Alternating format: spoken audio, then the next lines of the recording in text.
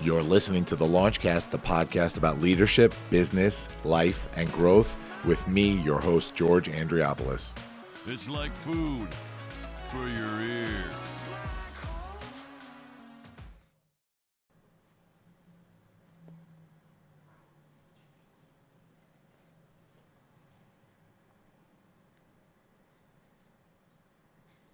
At this time, I'm going to ask that you fasten your seatbelts.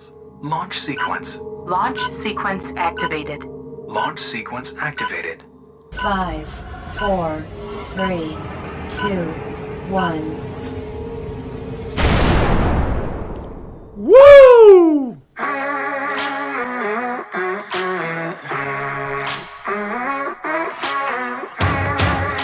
Hey, everybody. Welcome to the Launchcast. Episode 103 entitled Keeping Families Close. I'm loving it. It's the launch dad himself, George Andriopoulos, bringing you your favorite podcast in the world. We're talking leadership, we're talking business, we're talking life, and we're talking growth. And we're doing it all today with my guest and my good friend, Mr. Matt Campo. What's happening, man? Good morning, George. How are you? Thank you for being here, buddy. It's good Get to be here. a little bit closer to the mic if you want. Yeah.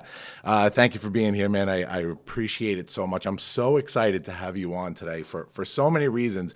One is that today is, I guess, it's our holiday show, which is pretty cool. Sure. Right? Awesome. So we're live today on our holiday show, and I couldn't be more excited that we get to talk to somebody who, in terms of giving, I value what you do so much, right? And it's the giving season, and it's so important for us to acknowledge how important that is in our lives, right? So I'm going to give a brief bio on you and touch a little bit on the podcast for those that don't know about the podcast. But Matt is the Chief Executive Officer at Ronald McDonald House Charities, New York Metro, which used to be Ronald McDonald House of Long Island, Yes, sir. right? Yeah. Attached to the Cohen's Children's Hospital campus. The mission of the Ronald McDonald House in New Hyde Park is to keep families with sick children close to each other and the care and resources that they need while their children are being treated in local hospital facilities. The house provides the parents and siblings of these children with a temporary haven in a secure and comfortable environment among other families sharing a similar burden. That's big, man. Yeah. That's big. Yeah. I'm going to jump right in and ask the first question that I ask of all of our guests. Are you a leader? I think I am. Yeah. Yeah, talk about that for me. What is a leader to you? What's your definition of a leader? For me, I think in the organization that I have the benefit of being with, I'm only a leader because people follow me, right? So I think that my general motto tends to be surrounding myself with amazing people. Mm-hmm. So at RMHC, that is absolutely the case. Yeah. And then I think doing what I can to make them shine, which I find in turn turns around and really makes me as the leader shine. So it's like this magic recipe. It's the team. Yeah. And it's the team. For some folks, I think it sounds almost cliche. Oh gosh, I give them credit. Oh gosh, they give me credit. It's a giant love fest. But in the end, that's really what it's about for me. Yeah, but that's kind of what this is really all about for people. You and I have had this conversation before. People that are a certain type of leader, a servant leader, right? It's so funny how it just turns out that way, where the people that you surround yourself with, you know, them being leaders as well in their own right, they tend to come together in this cohesive team that sort of creates magic. Right. You know, and I've seen that so many times at the Ronald McDonald House. So I'll tell everybody here that's not aware, I met Matt when I became a member of the Speakers Bureau at the Ronald McDonald House of Long Island, or New York Metro now, a couple of years ago. And, you know, I've always had an interest in the Ronald McDonald House from back early in my career. We used to do toy drives for the house in the city. Sure. You know, it was just always close to me. But a few years ago in my life, when I came upon a time where a close friend of mine who became a family member was sick and at Cohen's constantly, I became a lot more aware of what you guys specifically do. And so when I sort of got to a certain point in my career where I had the ability and resources to be able to help, it was a no-brainer that I wanted to jump in with you guys. Yeah, and that's so appreciated. And, we see folks that come to us for all different reasons and all different ways of wanting to help, but you have just gone so deep as it relates to your personal commitment. So that's really just so appreciated. No, and it really, it's people should know that it's a reflection of the leadership in the company and not just you. Sure, Everybody else in that organization is so wonderful to deal with.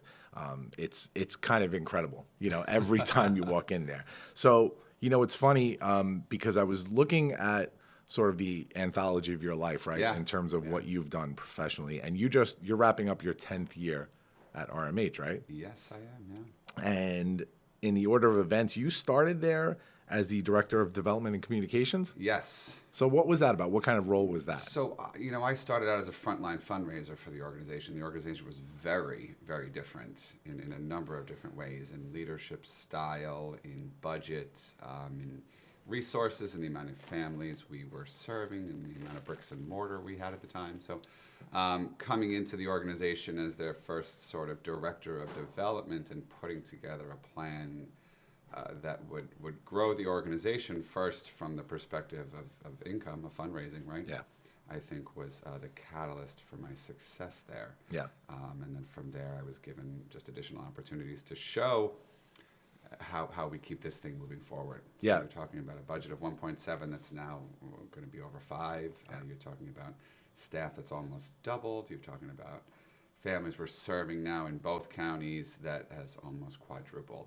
Right. So it's been an awesome recipe. So what was the, I guess, what did that first year and a half look like where you went from that Director of Development to becoming the Executive Director in late 2010? Yeah, so I think it was a time of almost turmoil. I think the organization was really searching for leadership. When I was given the opportunity to lead, transferring my skills from a Director of Development role to really an Executive Director role, I was the 4th Executive Director in 5 years. Wow. So if you can imagine, it was just a different organization. I think the board at the time was really looking for someone that was going to invest in the organization, and I think was looking for someone with the right amount of leadership skills, not just management skills, right? Those two things can be very different. Sure.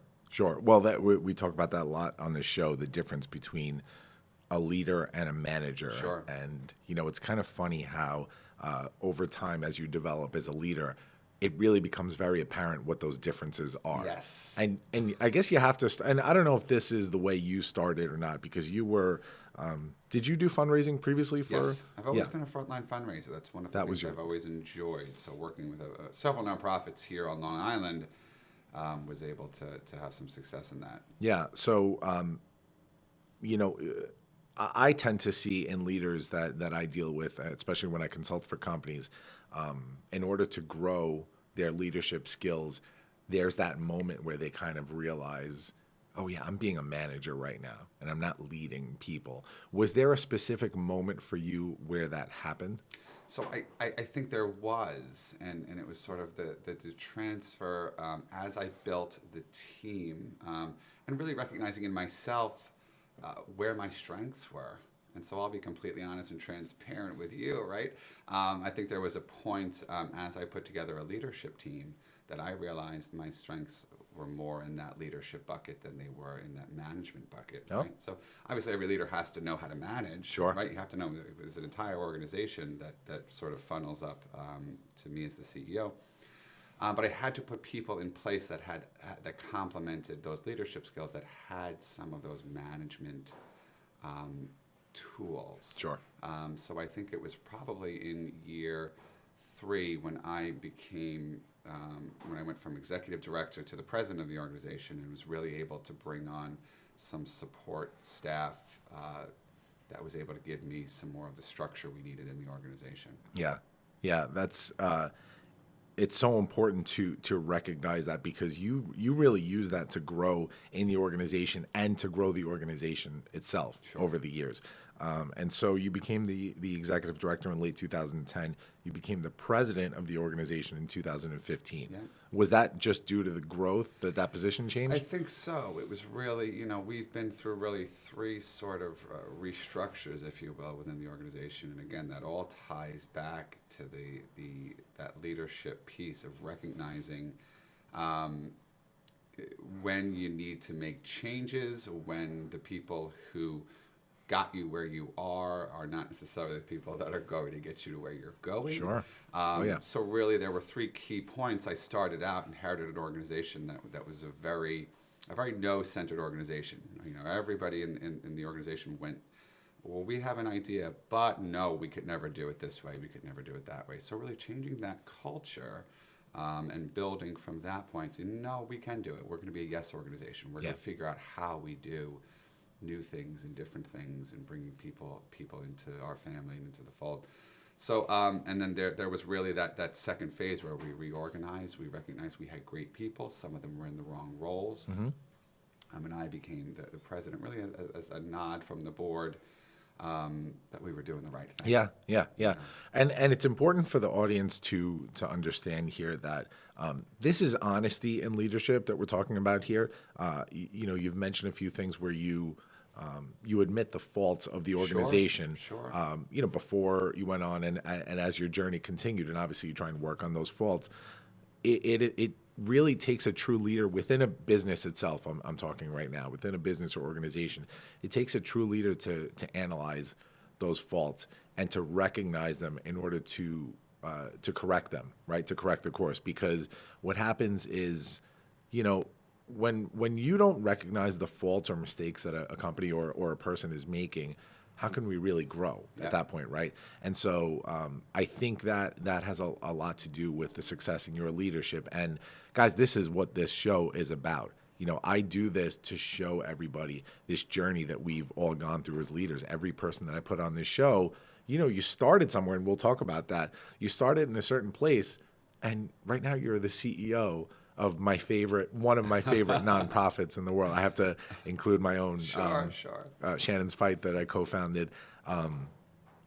But that journey to get there, that was a regular man's journey, right?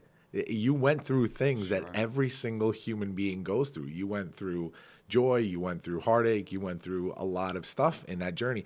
And that has all led to today, really. And that's what we want to show the audience members, that there are some people out there that are not leaders yet, but they can be. Well, and I think to your point, as you talk about the honesty and the journey and really the self-reflection that a leader needs to be comfortable with in order to make some of these changes, you have to acknowledge the risk, right? Yes. You have to acknowledge that when you identify those areas, you got to think big.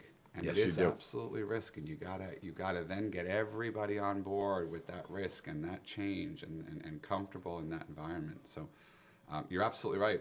Yeah. It's a journey. Yeah. And to show people what that journey was about, I'm going to talk a little bit about I'm going to talk a little bit about where Matt came from. So you actually started your education at the U, right? Yeah. The University of Miami. Yeah, You were a Hurricane. Coral Gables, Florida. Yeah. Legendary college, legendary. And so you actually were a musical theater major.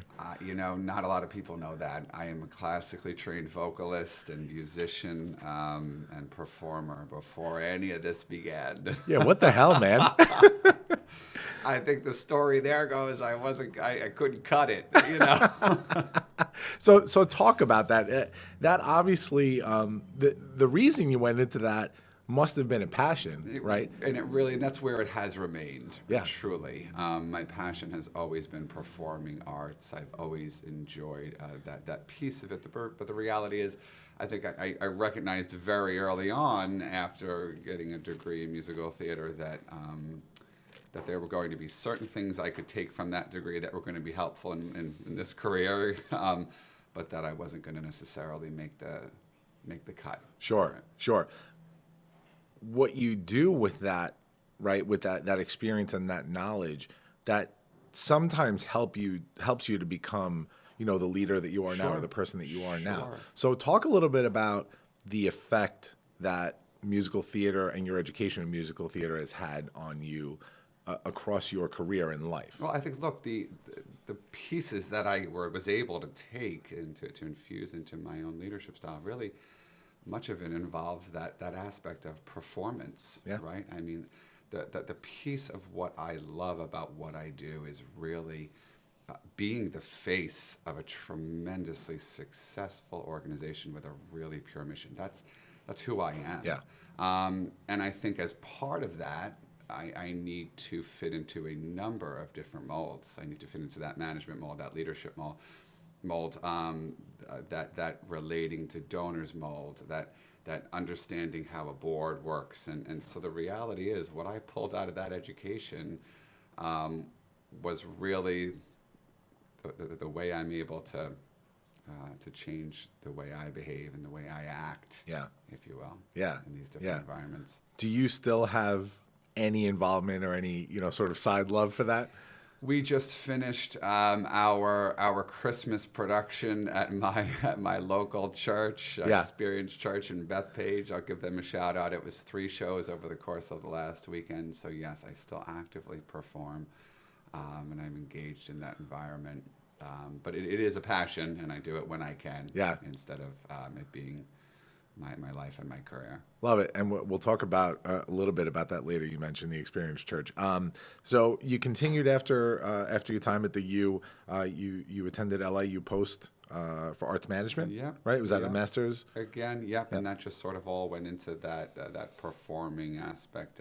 When you're young, you don't always know what you want to do, right? And so you got a performing arts degree, and then I said, well, maybe I'm just going to manage the aspect, and that's where LIU came in. Yeah. And again, you pull different things out of an education like that. So Sure. I think that for that, even though I was managing the arts specifically, it's been helpful. Yeah, yeah.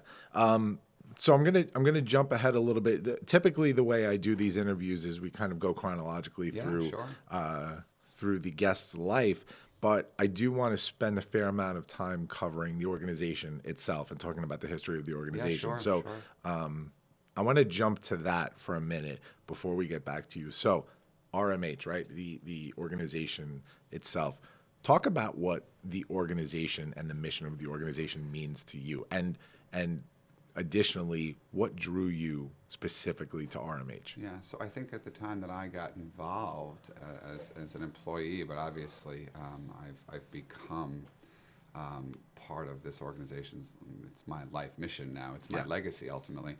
But really, what drew me to it, I had a young family at the time. So I think that's one of the things that drew me, and really one of the things that draws anybody into what it is that we do.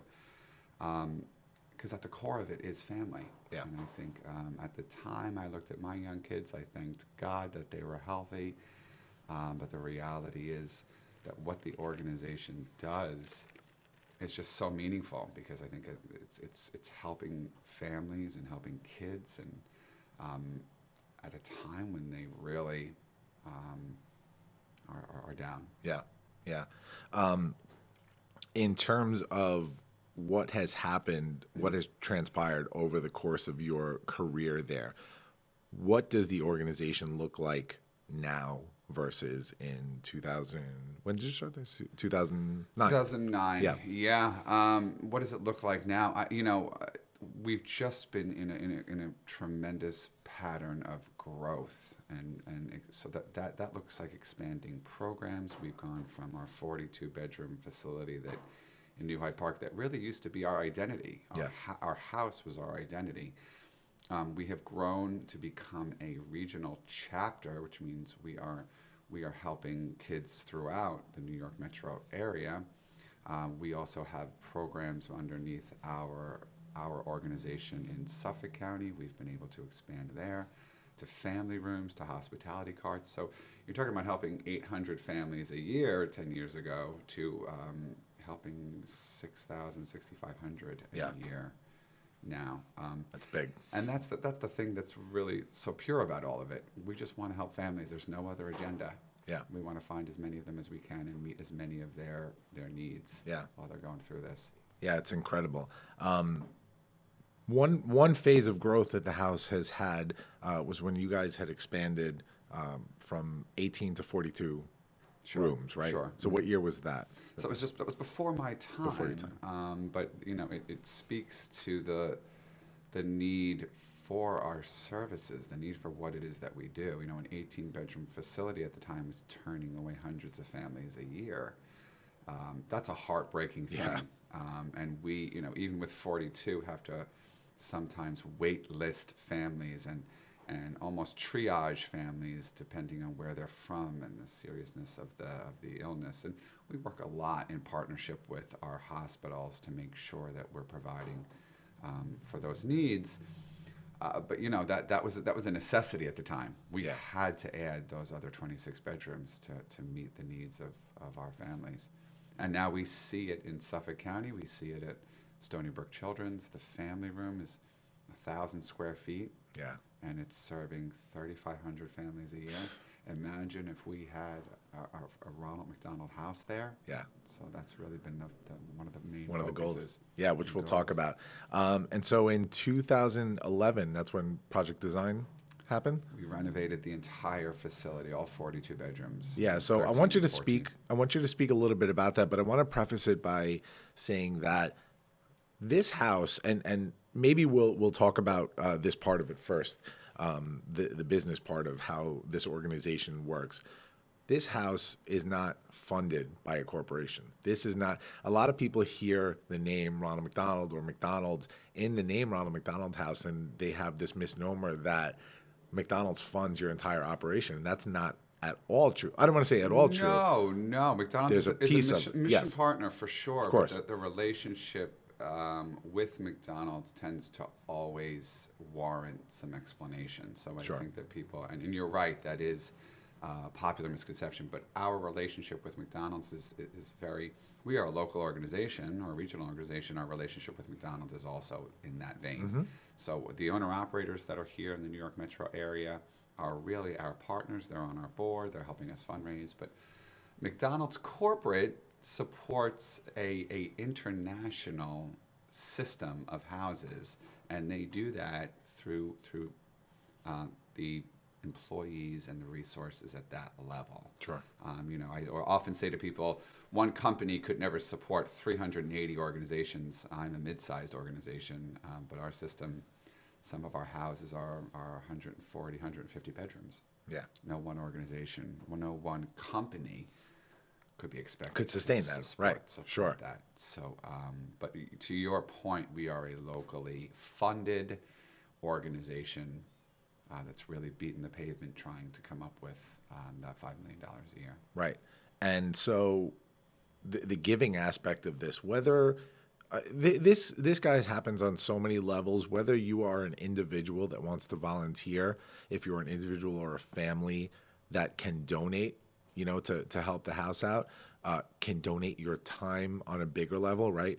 In terms of volunteerism, there's so many things you could do, and we'll get to everything later. But at the house, you can volunteer to work the front desk. You can be a speaker and give tours. You can come in and cook meals for the families. Just about anything. You could do fundraisers alongside the house that they'll work with you on, events.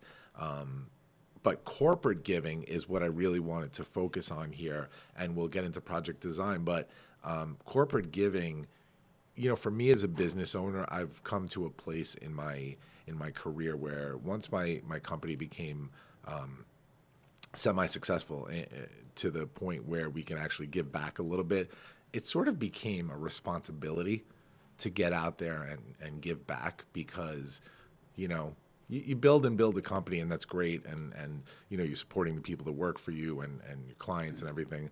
But at the same time, if we're not helping out, we're the leaders in a community, in a region, in terms of commerce, right? And so if we're not helping out as business owners, what the hell are we doing here? Sure. And so I wish that other business owners would sort of step into that mindset and realize that you could build your business in a way that you build that into it. You build in your corporate giving initiatives into what you do on an annual basis. And if you plan and budget the right way, you could do business, you could make money, and you can feel good at the same time and do good things. And so I really want to impress that upon business owners. And this isn't a plug of any kind, but if anybody needs help with that, please reach out to me, because I can help steer you on that path in order to sort of set that up for you, But back to the house now. So a major thing that happened for the house in terms of corporate giving was Project Design in 2011. So talk about that a little bit. 13 and 14. It was a two-year really renovation of all 50,000 square feet of our new Hyde Park facility. And the thing that I think was special about it was not only did we continue to function as a Ronald McDonald house throughout both phases of the renovation, but we did a $5.5 million renovation over the course of 2 years that was completely pro bono. It was completely donated in kind. So we did that through the design community and engaging big companies in that industry like Kravet Fabrics. We they were one of the leaders that helped us really assemble all these designers to come in. Each designer took a space and completely overhauled it. So we have some of the most amazing spaces. Yeah, you do. And I know I'm biased, but they really are very special. Yeah. I'm a first-hand witness to that. I go around and give tours to companies and individuals that volunteer at the house, and I get to see these different rooms, different themes, and everything. They're beautiful. Coming in as a family of a sick child and being in an environment that sort of sparks positivity, even in the smallest way, that's a big deal. The feeling that an individual gets, and I can't even imagine working in it every day because it must be so huge, but the feeling that an individual gets just from being in that environment, it's life-changing. And in terms of health, at least this is my belief, when you have positivity and those good vibes, it helps, man. It all plays into it. It all plays into a recovery in terms of health. I came in with a group. I remember last year through my company, Launchpad 516, we did the Meals from the Heart program where we came in and we cooked dinner one night. And man, I will never forget that experience. And I'm so happy that I was able to have my children there with me to help out and to sort of witness what giving feels like. We came in, it was like 12 of us, and we cooked a huge meal, and it was fun, and we're laughing, and we start sweating a little bit as we're getting closer to 6 o'clock, and we're not ready, and we were a little bit late, but we put a nice home-cooked meal on the table of chicken cutlets, mac and cheese, baked potatoes, sausage and peppers. Yeah. And the coolest part was when everybody started lining up, and they're coming up to the the buffet area that we set up, and the appreciation that those people had for just a nice home-cooked meal, a little bit of positivity in their lives. To see a family smiling like that, that was worth everything. It's an amazing way to come in and really touch and feel what it is that we do, because you do get to see the gratitude in our families' faces. Yeah. And, it's breaking bread. Yeah. It's food, right? That is the probably the most intimate thing you could do with somebody is to break bread with them, in my opinion. No, I agree. And guess what, guys? It's the holidays, damn it. You have to donate your time, your any money you have. I mean, just get there and do the thing, because if we're not giving back at this time of year, something's wrong, right? This is the time for giving. This is the triad of everything happens this week. This is Christmas, this is Hanukkah, this is Kwanzaa this week. Sure. It's all happening right now. The Launchcast is sponsored today by the Leadership Experience, a coaching masterclass. Intentional, unconventional, thoughtful leadership from keynote speaker, CEO, nonprofit board member, and TEDx executive producer, George Andriopoulos. Hey, that's me. Guys, the music's getting louder and it's epic, which means this is something you shouldn't miss. Registration opens on December 15th and we are beginning January 15th. This music is so loud. That means it's amazing. Join us, theleadershipexp.com for details. You don't want to miss this. So what I noticed, Matt, is as as this house has transitioned, as this organization has grown over the years, you as a leader have also grown in so many different ways. And we've talked privately about this moment, but if you would be so kind as to share this a little bit, I want to talk a little bit about a pivotal moment in your life, which was in 2016 when you had a moped accident. Yeah, on vacation. I was my son and I were on a moped in Key West, and we were hit. And it really was a very pivotal moment for me personally. He was all right. I was injured significantly, but it really became the catalyst for a lot of change in my life personally. And you can't help but have that type of personal change relate to your professional life and your leadership. So Sure. So in terms of that personal change, I mean, you've made it no secret, and I think it's so brave of you to talk about this. As somebody who myself, I've always struggled internally with weight issues, but you've made it no secret that you had a weight problem back in the day, right? It was pretty significant. I was over 300 pounds. I was unhealthy in a number of different ways. And I think that for me, that accident and what transpired after that really helped me understand that my struggles with weight were very much less about my need to change and more about my need to transform and really finding ways of changing how I think in that vein and what I think of health and weight. And really it led me to a self-care journey that was just remarkable. It turned into from being over 300 pounds to losing 130 in less than a year, to beginning a exercise regimen that I love, that it has become a tremendous passion. I am an avid runner. Yes. Which I never thought would be in my world at 300 pounds. But it really helped me to understand that if you don't change the way you think, and listen, so many people think that self-care is, gosh, oh my goodness, I've had it. I need to take time for myself. I don't know whether some people hop in the bubble bath or some people grab a drink or some people, but I think the reality is that it helped me understand self-care is kind of ugly, right? Sure. It's keeping the spreadsheet to get yourself out of debt and sticking to it. Yeah. It's getting up at 5:30 and strapping on the shorts at 250 pounds and hitting the pavement and sweating it out in a workout that nobody really wants to do. Yeah. So I think that was all part of why now I am a different person in a very big way physically. Yeah.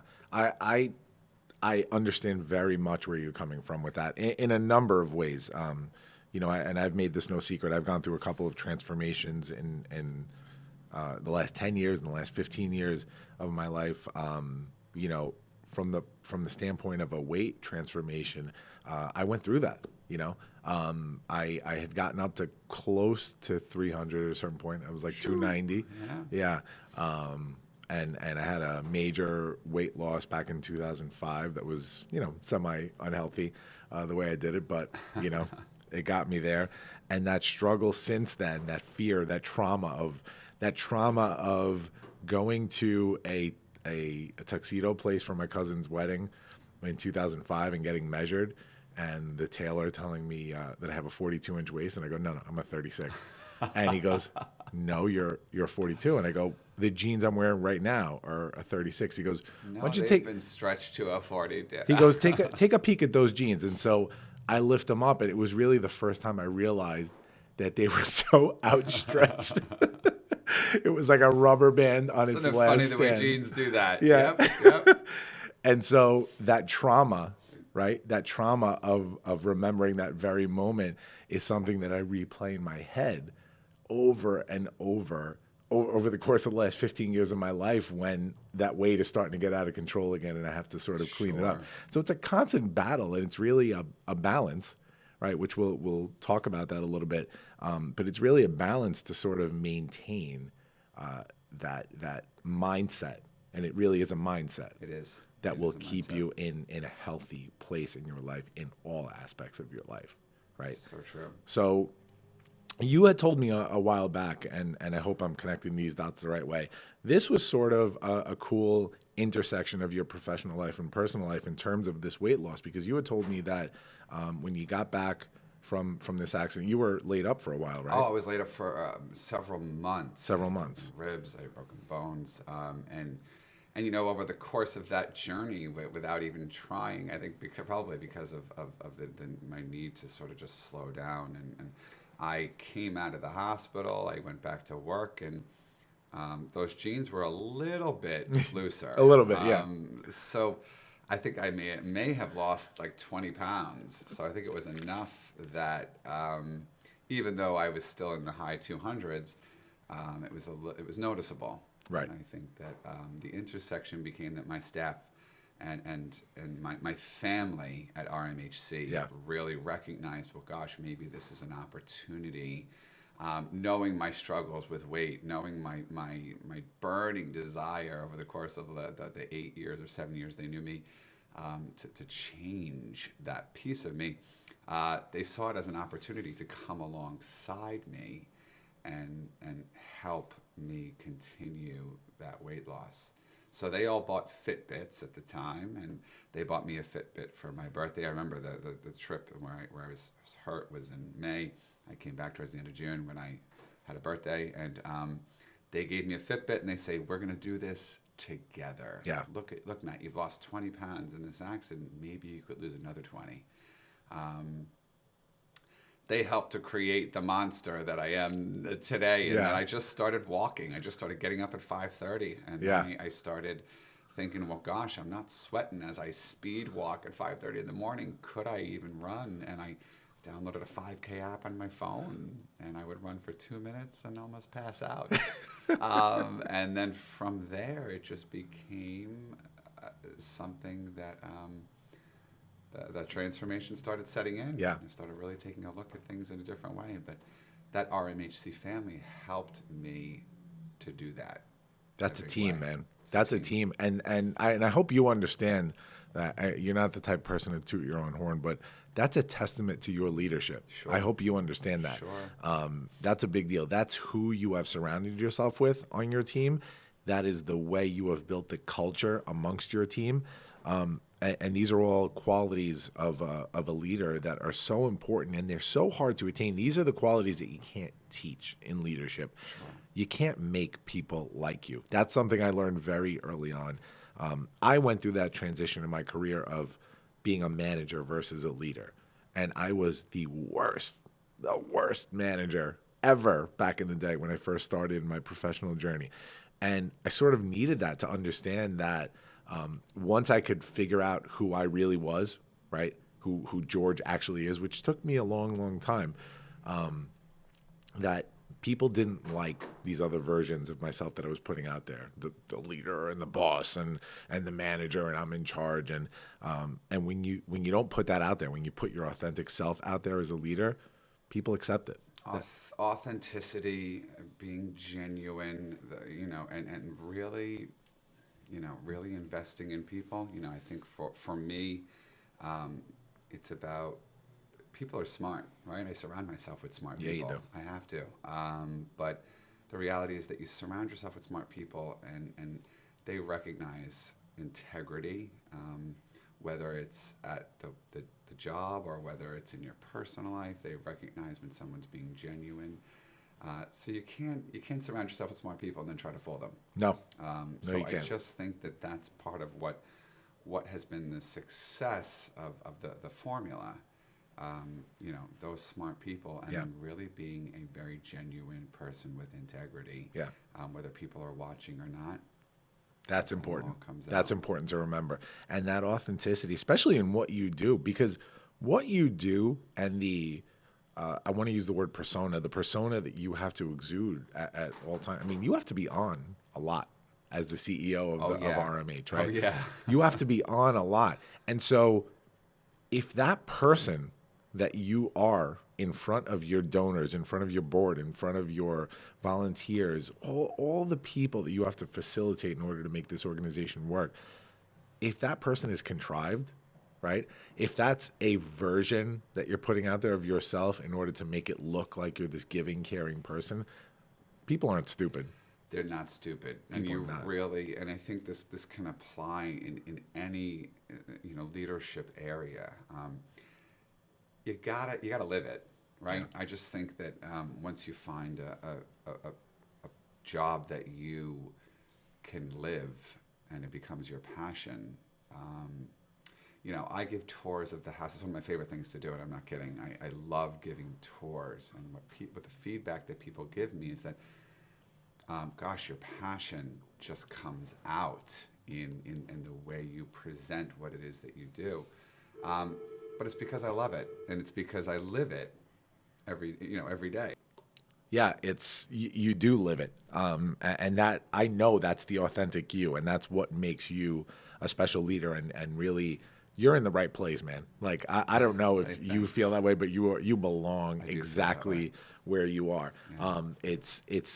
I know a few professionals in my life, and I won't name other names, but and I feel this is a credit to me because I've surrounded myself with people that are incredible, and that includes you as well. But I know a lot of individuals where I look at them and go, shit, like there is no better person to be exactly where you are right now in that position, right? And you're one of those people, and a number of other people that I know fit that spot. And it's kind of like, it's almost like you look at that situation and you go, the world is right now. You know what I mean? Yeah. And it's really, really cool to see that. I appreciate that. Yeah, well, fitting those puzzle pieces together, I mean, that's what we're trying to do here, right? When you look at an organization over the lifetime of the organization and you see all the moving parts that left and came, what's the goal isn't to just keep moving that jigsaw puzzle around. The goal is to find those right pieces. You're absolutely right. You know, and it's so cool to see when it actually happens and an organization can thrive and really be helping. And so going back real quick, and then I want to tie back to this whole helping thing. Going back real quick, just to wrap up the weight loss journey, running for you, man, you are passionate about it. I see it Yeah. when I speak to you. I see it on your social media. Yeah. I give you a lot of credit because I'm a person that can't stand running, and I know it would benefit me.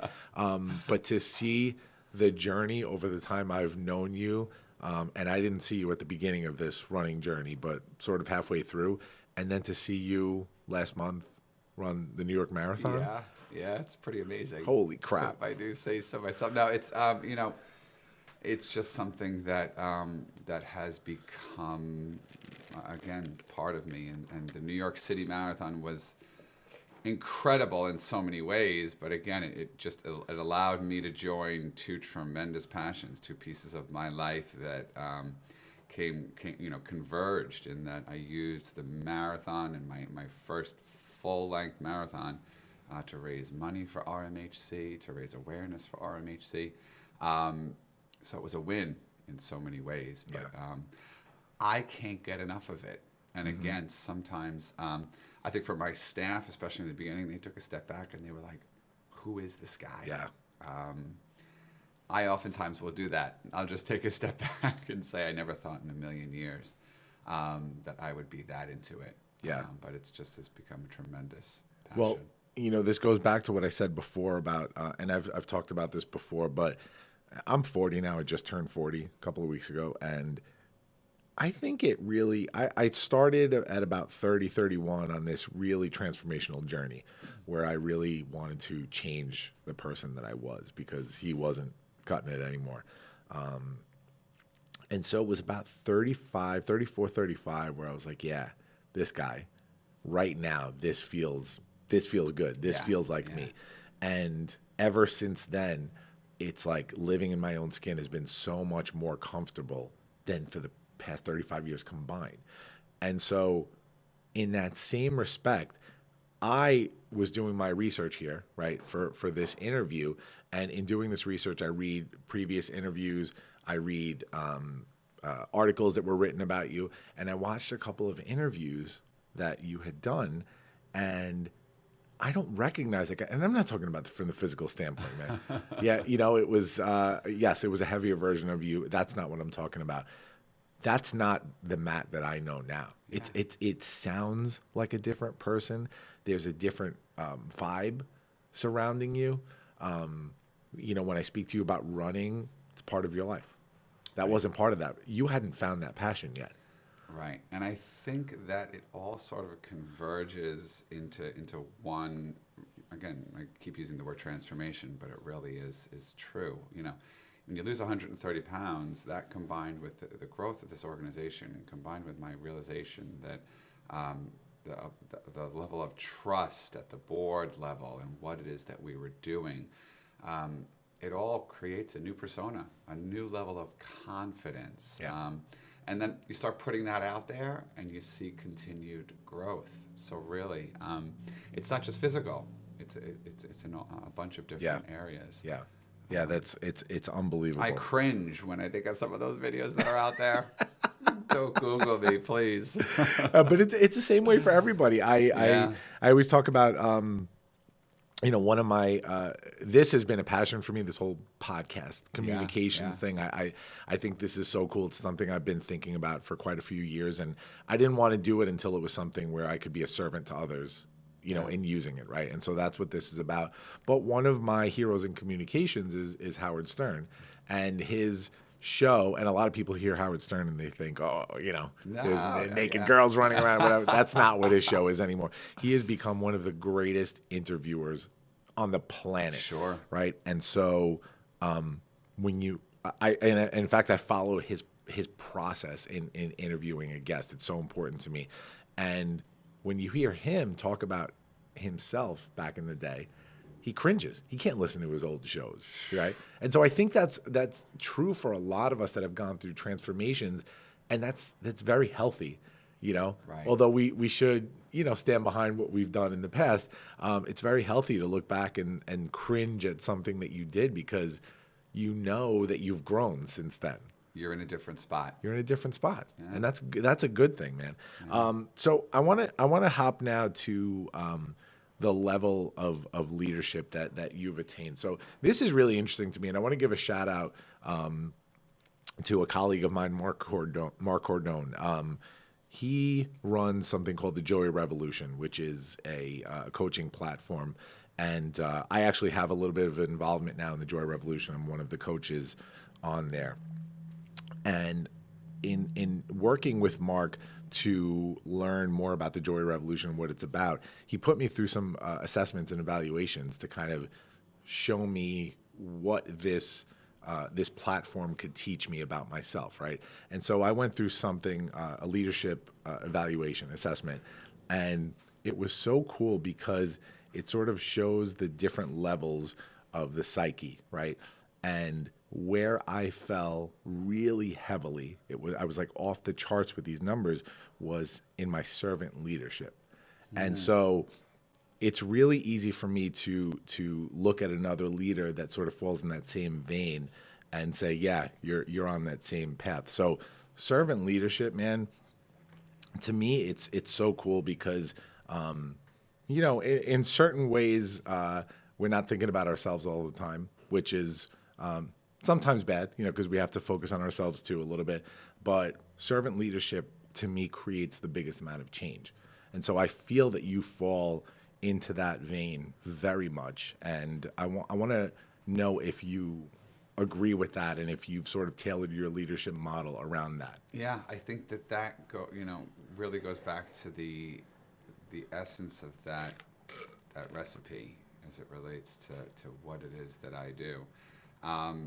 I am in an awesome role, and I never take that for granted, right? I think that that's something that's really important.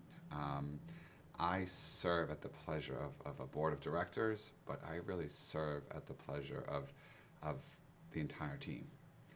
Going back to one of the things that I talked about earlier, you can't be a leader if you don't have anybody following you. That's sort of at the core of how I operate. I'm there to help make you the best you can be, whether it's at your job, whether it's at serving our families, whatever it might be. That's really kind of my role. Yeah. So a lot of my style and leadership doesn't focus around those pieces you were talking about earlier, being a boss and being a manager. It more focuses on helping people see their strengths and see their weaknesses. I do a lot of coaching, a lot of talking with people about, what's at the higher level? What are you trying to accomplish? And then how do we get there? Sometimes in a really creative way. Yeah. But that's at the core of it. I'm there to serve an organization. I'm there to serve a board. I'm there to serve donors, staff. That's really what it's all about for me. Never take it for granted. Never be so full of yourself that that it gets in the way. Yeah. And to piggyback on that, I want to ask you a question. I don't typically talk about this in terms of leadership or business, right? But I think it's important to ask you this. Does faith have anything to do, does your faith have anything to do with that type of leadership, that attitude that you have, that servant leadership? So I think that faith has a lot to do with it, and growing up in a home that was very faith-based has a lot to do with it. So I just find that there are several things in my life that anchor me as an individual. Obviously, RMHC is one of them. Obviously, my family is one of them. But that faith piece has always been something that's really important to me. So it's something that really tends to ground me in what it is that I do every day. Yeah. I think that's important for leaders or potential leaders to understand. I hear a lot of talk sometimes that upsets me a little bit because it's not about people not having faith, because I don't really care what other people think in terms of their own faith and their beliefs. But you specifically working at RMH, a place where people sometimes have to rely on faith. People that are in that house have to rely on faith. And I'm not talking about faith in terms of believing in someone or something. I'm talking about that moment where you just get down on your knees and you just need something to happen for you. And so leadership, part of leadership for me specifically, is about this belief that I can make something happen, right? And so what makes that happen? I don't know. That's all in your own personal beliefs, right? But that belief that I can create change and make something happen no matter what the circumstances, that blind faith, that's important to have as a leader, and for some people that's fueled by their religion, and for some people that's just a belief in themselves. But if you don't have that, you can never transcend to the other side. You can never accomplish something that you maybe at one point believed that you couldn't accomplish, right? So it's huge. No, it's true. And it is that anchor for me. And I think that so much of what I do is relationship based. Yeah. And I think that that area, the faith-based area of my life, is no different. It's my relationship with God. It's my relationship with the organization. It's my relationship with my spouse and my family. And so that's really at the core of how I look at life in general. Yeah.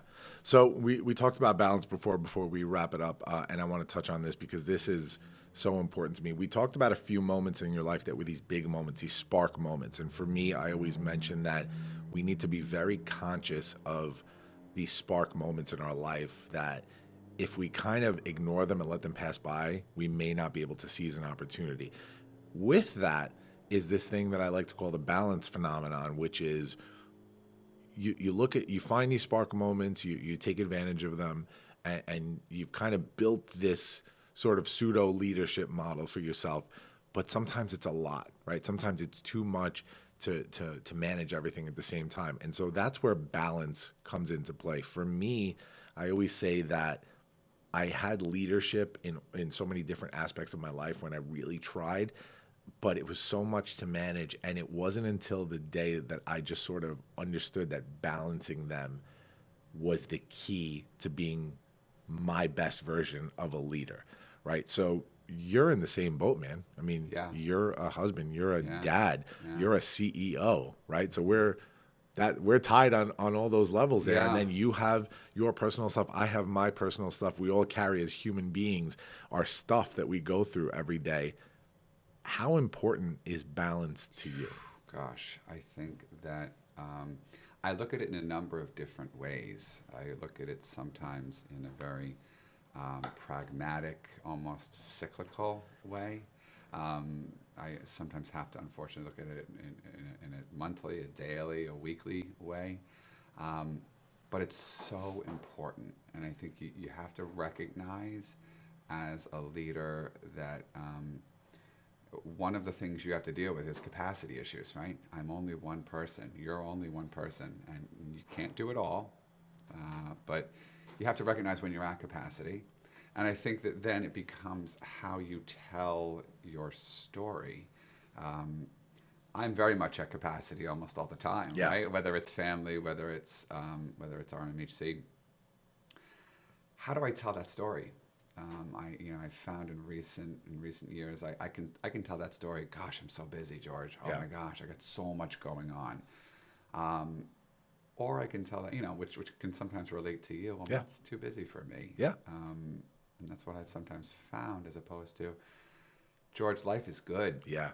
I'm going here and I'm going there and I'm going everywhere. I have an amazing life. Yeah. So I think that's all kind of part of finding that balance, not just for me in that self-care piece, but finding the balance in telling your story and what you're putting out there. Yeah. That balance is leader. so important to leadership, and surrounding yourself with people that value that balance and can help you maintain And it. sometimes it's daily decisions, and Yeah. it really is decisions. What's most important that day? Well, last year that event was most important. Yeah. This year, my daughter's recital is on the same night, and Yeah. that's important. Yeah. So you know what I mean? It's just there's a lot of give and take. Well, let's look at that today, man, in terms of fatherhood, right?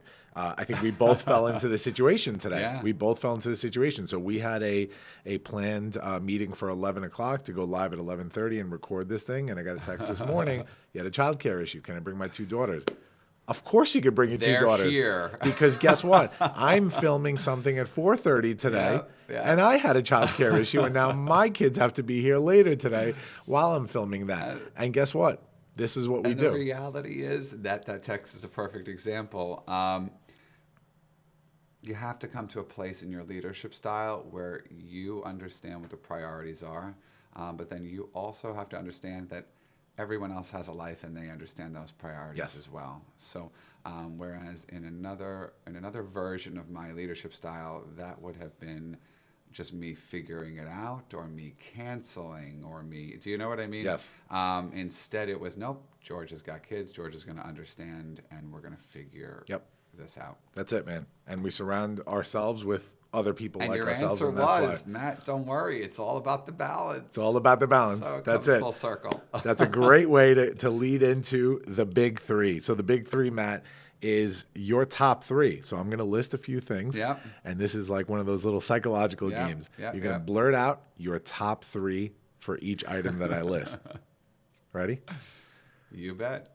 Top three moments at Ronald McDonald House. Oh gosh, it would have to be the project design piece was one of them. It was a really growth opportunity for us. I think when I was promoted to executive director, it was really one of the huge things.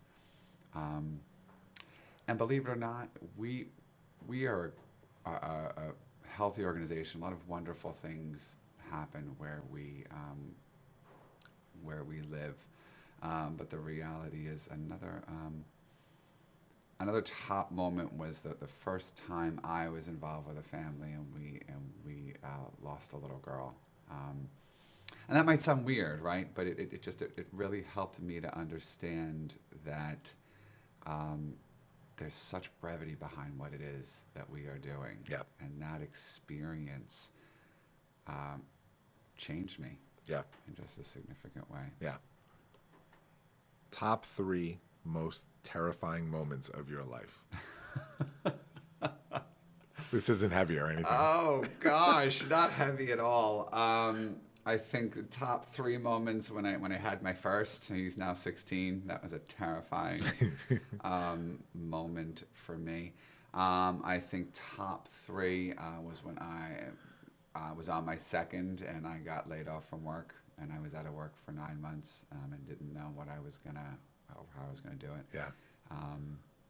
And again, I know I keep going back to being made the leader of this tremendous organization, but that really was it for me. Yeah.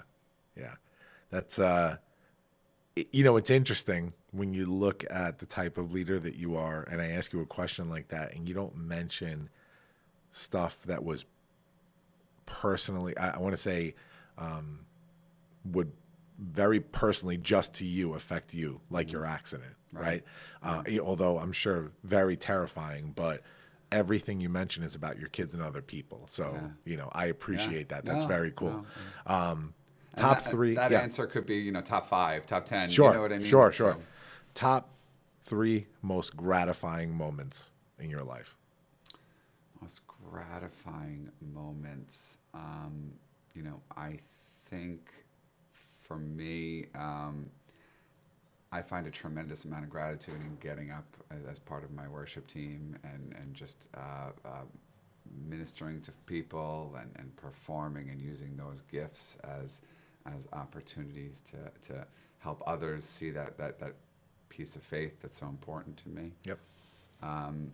I think getting to go to RMHC every day is really the gratitude there for what I'm able to do, but also for the role that I play in helping folks feel that same gratitude for what they're doing for our organization is really key. Yep.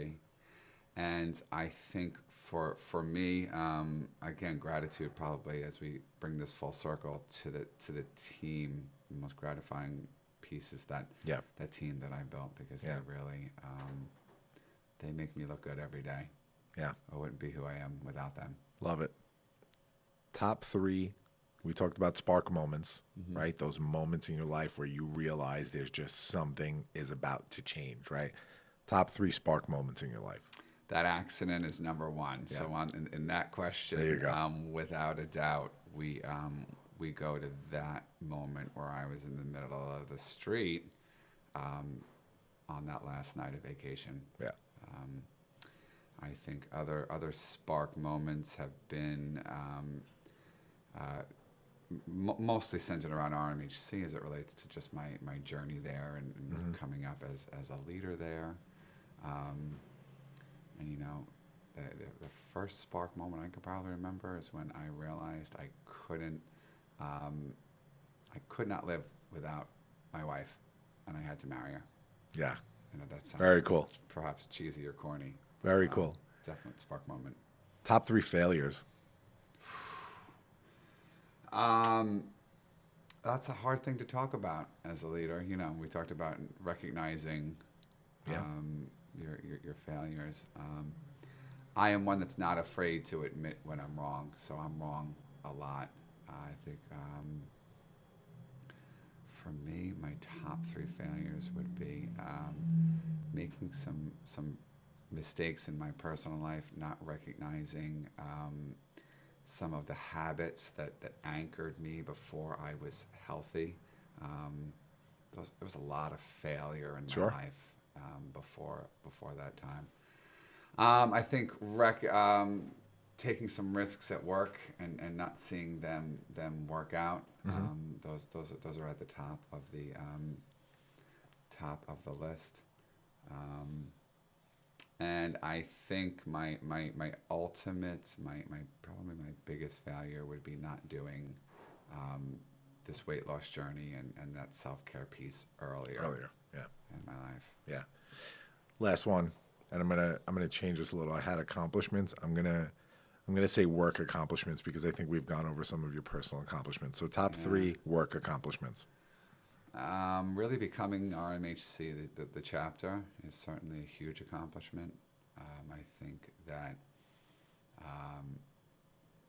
starting a campaign to build another house in Suffolk County is huge for us. And I think part of the growth journey of the organization and one of the turning points for us that really put us on the map was that project design piece. Yeah. It was that big. Huge. Yeah. So I want to mention a couple of things before we wrap up. We talked about all the ways you can volunteer. If you need any further guidance on volunteering, who can they reach out to? So we have a website. It's RMHCNYM, Ronald McDonald Charities, NewYorkMetro.org. There's a lot of information there where folks can figure out how they can get involved. We always say there's something for everyone. So whether it's coming to cook like you did, or bake, or volunteer for a shift during the week, whether it be driving or reception or hospitality, there really is something for everybody. So that website's the place where I usually send folks to get started. Otherwise, give us a call. Yeah. We're there. Yep. New and exciting stuff going on. You're on a campaign to build that Stony Brook house, right? We're in a campaign to get that done. We are in the silent phase of that campaign, looking for leadership gifts to start that house. We're at almost $11 million of a $30 million campaign, which is a lot of money to raise. Yes. So that's really where we're headed. So anybody involved in corporate giving, anybody in leadership that is looking to change the game, anybody who is looking to take their organization and do something meaningful with it, reach out to RMHNYM and get involved, because it's so important to get a house on that campus as well, because I've seen the things that the new Hyde Park house has done on the Cohen's campus, and we need more of these. And Matt mentioned it. I'll go into a little bit of detail, but the Long Island house, right? So it was Ronald McDonald House of Long Island, which was an individual house, is now a region, right? Yep. So Regional there is chapter. regional with chapter. the house as a program, Right. It's now. Right, so it's a regional chapter, which includes there's 2 rooms at Stony Brook? We're just building our second at the NICU. Two rooms at Stony Brook, 2 respite rooms, and then you took over the Jersey. Not yet. So Not those yet? those other houses are still separate organizations. Got There's it. a house in New York City. There's a house in New Jersey. There's a house in Westchester. Those all remain separate organizations. Okay. And we help to manage really the McDonald's relationship and the McDonald's fundraising in this region. So we're able to help them with grants that go to their general operating through that McDonald's Gotcha. facilitated giving. Very cool. Matt, I'm tearing up my notes. Hey, You know what this means? Yes. Means Awesome. means we did good. Awesome. Matt, thank you for being here. So appreciate you. I appreciate it, my friend. Guys, thank you for tuning in. Can't wait for next week's episode, guys. See you later. Launch sequence terminated. Into the black hole. Sing from my- to the black hole. Thanks for listening to the Launchcast today. Please make sure to subscribe to this feed wherever podcasts are available. Follow me, George Andriopoulos, at Launchpad CEO on Facebook, Twitter, or Instagram. And make sure to visit our website, guys, thelaunchcast.com. Looking forward to the next episode. See you soon, guys.